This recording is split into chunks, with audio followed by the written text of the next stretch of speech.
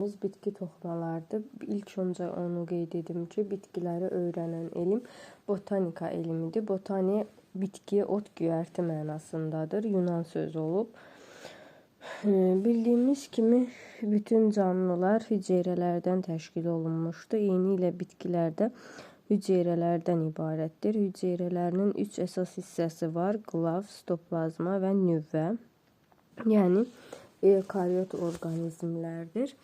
Quruluşuna, mənşəyinə görə eyni olan, eyni funksiya yerinə yetirən hüceyrələr və hüceyrəarası maddələr qrupu qruplaşaraq toxumanı əmələ gətirir. Hüceyrələr toxuma mayeəsində, yəni hüceyrəarası maye vasitəsilə bir-biri ilə əlaqələnir. Əksər ali bitkilərin toxumaları var. Lakin iptay mamırlarda və yosunlarda toxuma yoxdur. Toxumalar özləri törədici toxuma, ötürücü toxuma, örtücü toxuma, mexaniki toxuma, əsas toxuma və ifrazat toxuması olmaqla bölünür. Daimi toxumalar ötürücü, örtücü, mexaniki, əsas və ifrazat toxumasıdır. Bu toxuma növləri törədici toxumadan başlanğıc götürür. Törədici toxuma meristem toxuma da adlanır. Meristem sözünün mənası meristos, bölünən deməkdir.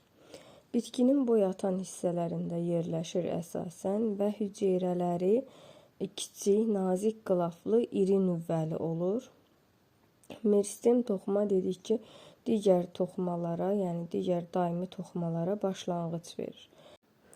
Meristem toxumanın hüceyrələri inisial hüceyrələrdir, yəni daim bölünmə vəziyyətində qalırlar.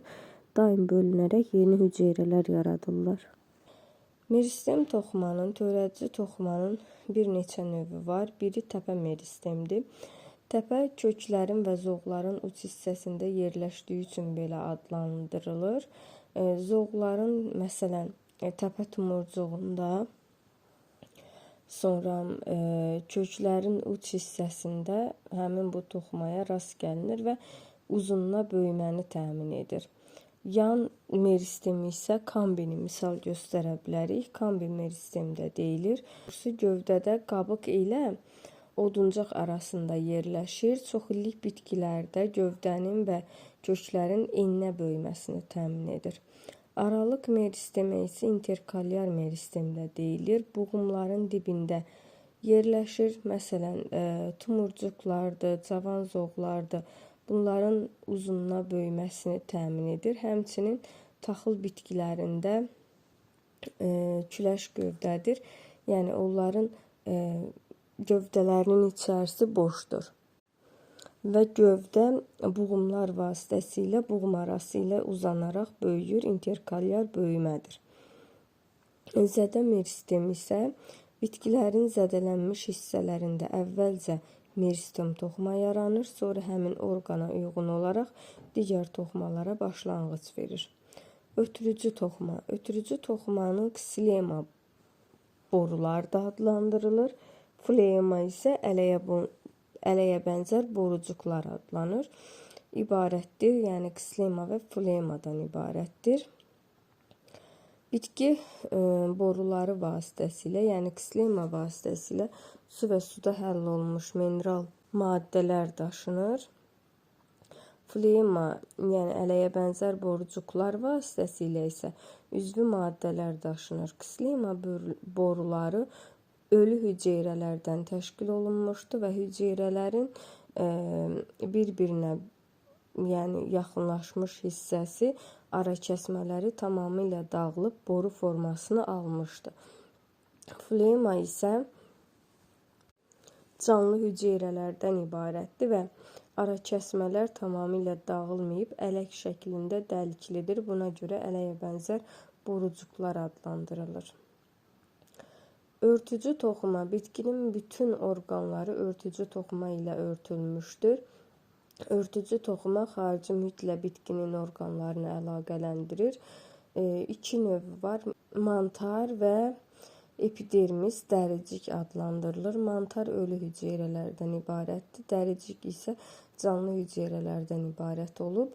Mantarda mərciməklər yerləşir. Mərciməklər vasitəsilə bitki orqanlarında, yəni gövdəsində qazlar mübadiləsi baş verir. Mexaniki toxuma bitkinin bütün bədəni daxilində yayılmışdır. Yəni bitkinin skeleti rolunu oynayır və mexaniki toxuma liflərdən ibarətdir. Bitkiyə möhkəmlik, forma və onun elastikliyini təmin edir. Gövdədə yerləşən mexaniki toxuma oduncaqda oduncaq lifləridir.